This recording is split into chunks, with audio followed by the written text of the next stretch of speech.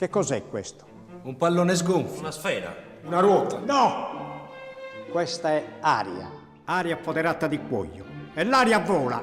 Hai comprendi? Vola dalle fasce al centro. Dalle fasce al centro.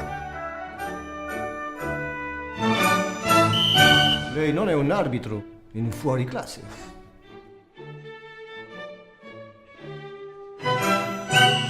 Ci vieni al cinema? Non lo so, ci devo pensare. Avevi detto che venivi? Solo se vincevi. Sì, però come se abbiamo vinto?